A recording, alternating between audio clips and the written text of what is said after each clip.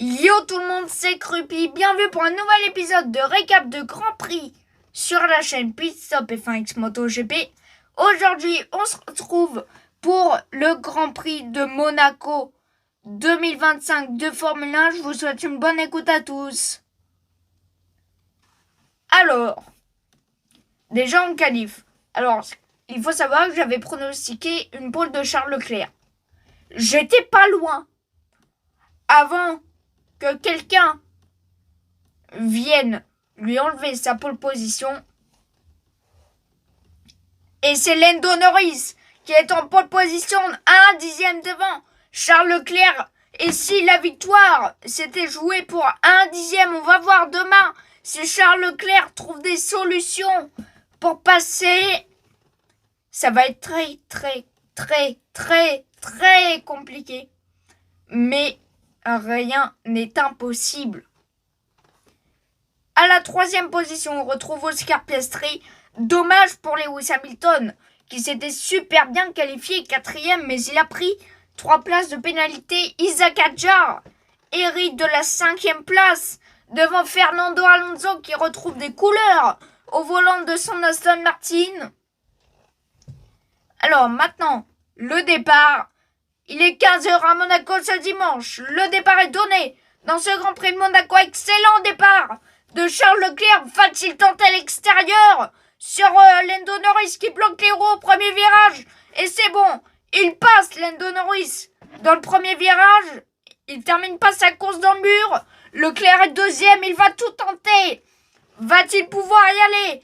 À un moment donné dans ce Grand Prix, Piastri s'est un peu raté, mais il garde l'avantage de la 3e position. Max Verstappen est 4e.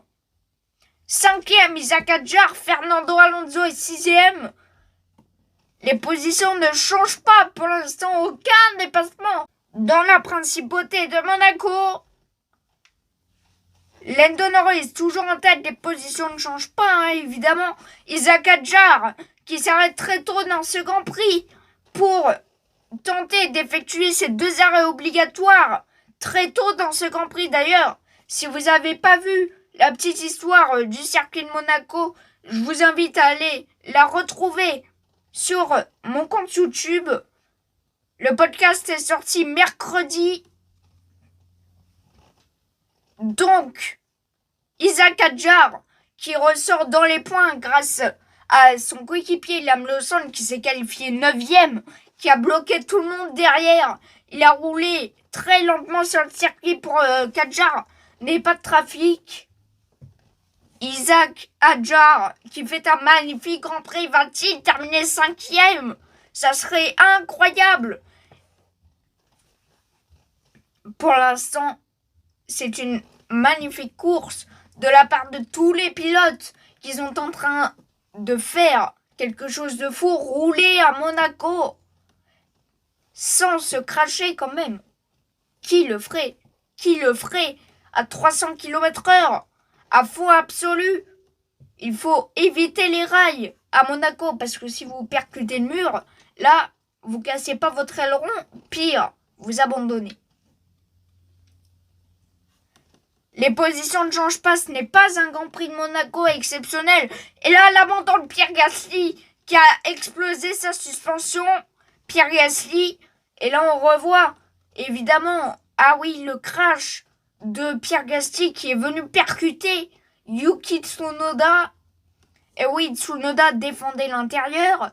Gasly est allé sur l'extérieur et Tsunoda s'est rabattu devant lui. Et oui, Pierre Gasly. Ah oui, il a détruit sa voiture. Et là, il était obligé de rentrer au stand. Sauf que là, Virtual Safety Car, parce que Pierre Gasly a laissé derrière lui des débris.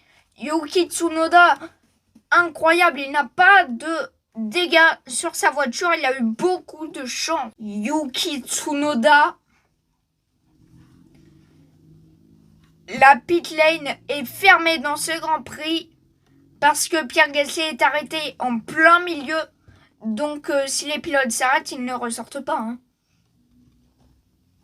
La course reprend, toujours pas d'action. Quelques pilotes commencent déjà à s'arrêter, notamment Esteban Ocon.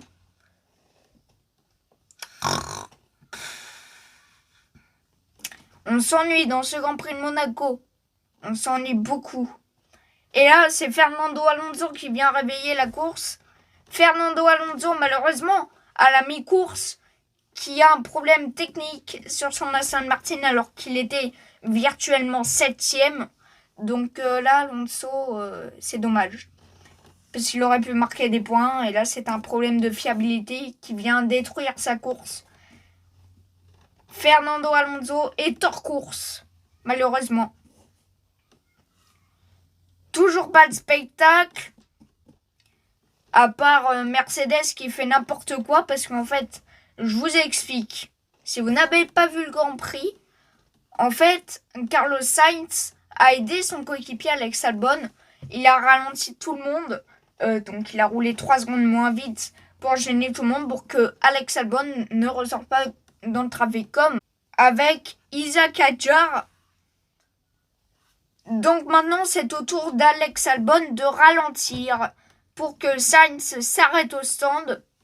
Et sauf que là, les pilotes Mercedes, malheureusement éliminés en Q2, 14e et 15e, Russell n'a pas pu participer à la séance de qualification. Et Kimi Antonelli, lui, est allé percuter le mur à la nouvelle chicane, la chicane du port. Là où, justement, si vous avez vu l'histoire du Grand Prix de Monaco, c'est ici, là où Alberto Ascari a atterri dans le port, que Kimi s'est craché. Donc 14e et 15e, les Mercedes. Donc du coup, c'est compliqué de remonter. Et Russell, là, on a marre, hein, il en a marre. Mais le pire, c'est que les deux pilotes Mercedes n'ont pas encore effectué le moindre arrêt dans ce Grand Prix. Russell en a marre, tellement marre qu'il va venir couper la chicane du port pour ressortir devant Alex Albon, malgré une insistance de la part de son ingénieur pour rendre la place au pilote Williams. Russell ne veut pas et ne va pas prendre une pénalité de 5 secondes, comme l'a dit Albon, mais une pénalité de drive-through. Le drive-through pour George Russell. Et pour ceux qui se demandent, le drive-through, c'est quoi? En fait, vous voyez, quand vous êtes dans la pit lane, quand vous êtes dans la voie des stands, vous faites votre arrêt. Sauf que la pénalité de drive-through, c'est que vous rentrez dans la voie des stands sans vous arrêter à votre box. C'est-à-dire que vous traversez la pit lane sans changer de pneu et vous perdez un temps monstre. Vous perdez à Monaco 18 secondes. 18 secondes perdues par George Russell, qui doit effectuer en plus ces 2 arrêts. Et là, on est loin dans le Grand Prix. On est environ au 60e tour. Donc là, attention, Mercedes. Et Kimi Antonelli, lui, qui tente de faire la même chose sur Alex Albon. Et ça passe. Mais son ingénieur Peter Bonington, Bono pour les intimes, lui dit de laisser passer Alex Albon. Et c'est ce qu'il fait. Il ne prendra pas de pénalité. Mais les deux Mercedes qui terminent dans les dernières positions, même pas dans le top 15, quoi. À un moment donné. Enfin, je sais pas, moi. Donc, la Mercedes qui aurait pu terminer dans les points, non, mais ils ont fait n'importe quoi. Donc, Verstappen, qui n'a pas encore effectué son deuxième arrêt, est en train de bloquer tout le monde devant, et ça va profiter à Charles Leclerc qui est en train de revenir.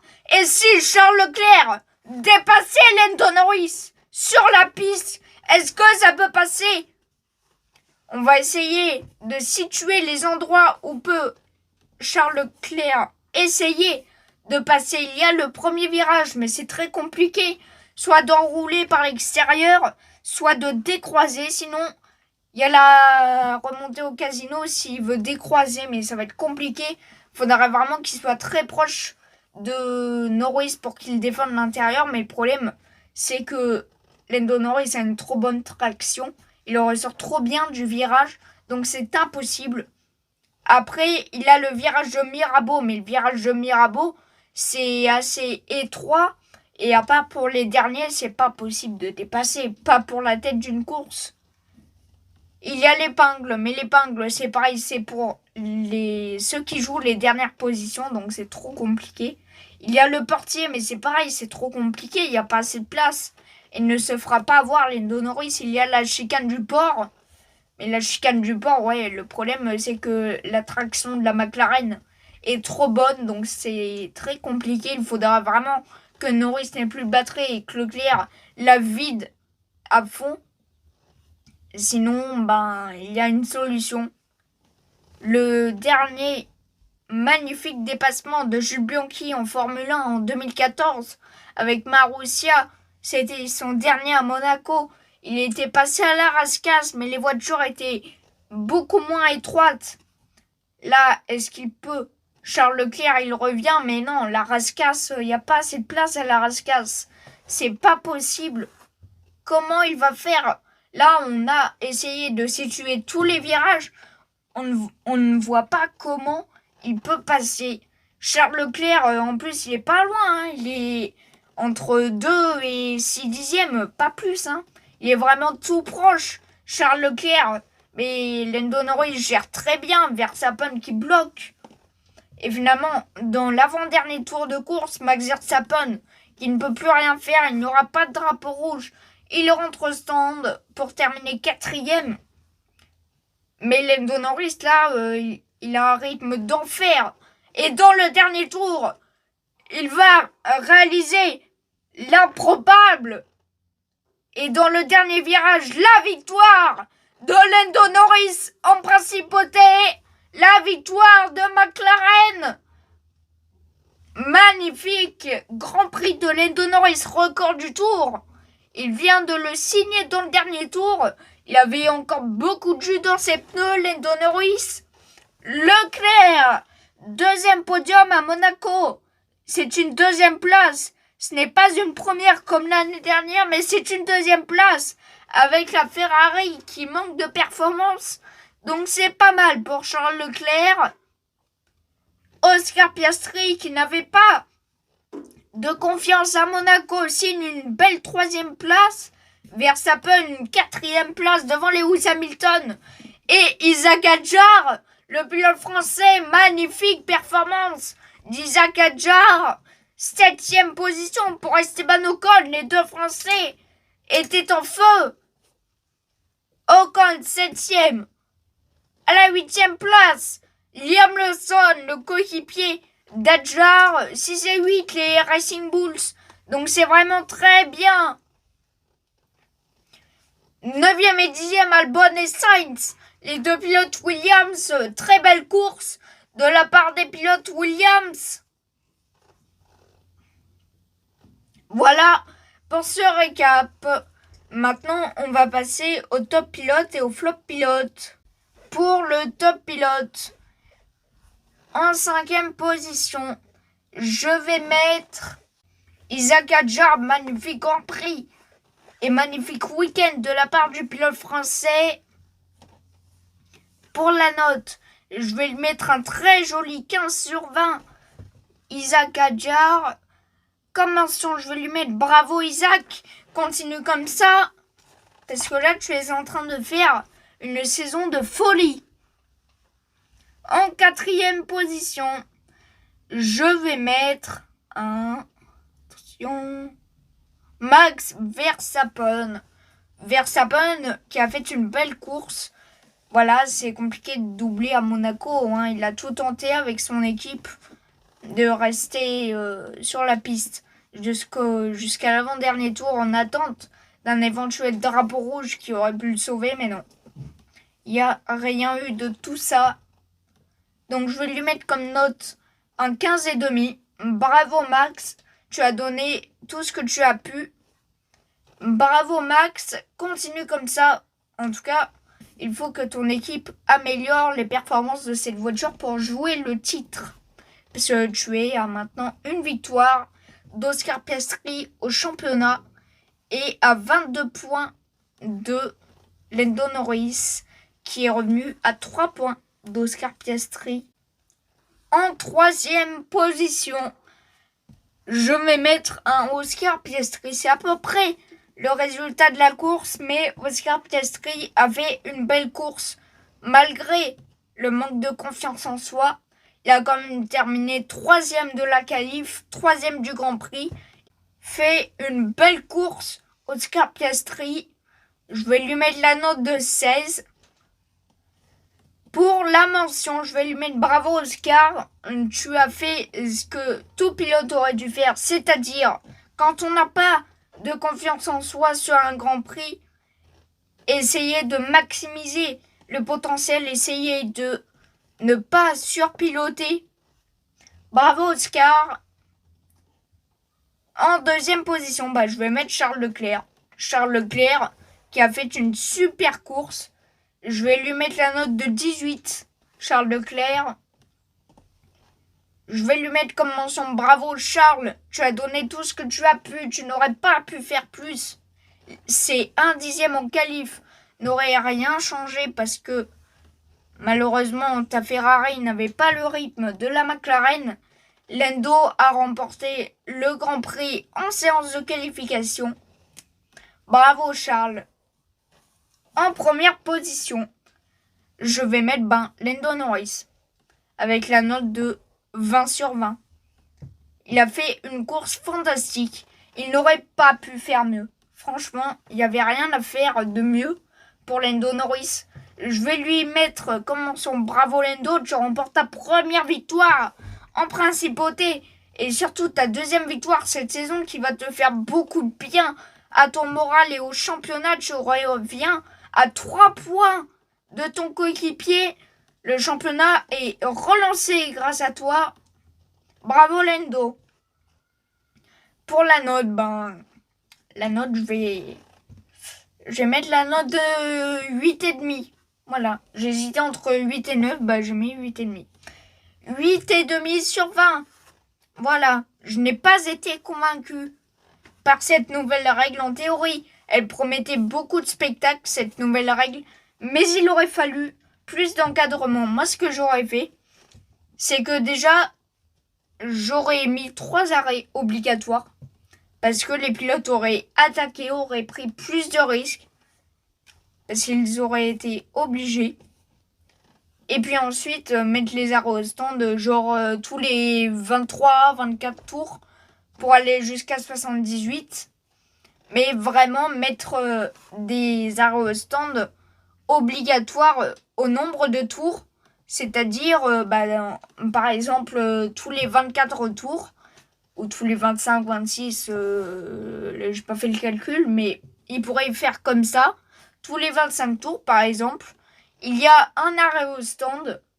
Parce que, à Monaco, normalement, c'est ça, c'est tous les 26 tours. Ce qu'ils auraient pu faire, c'est faire des arrêts au stand tous les 26 tours.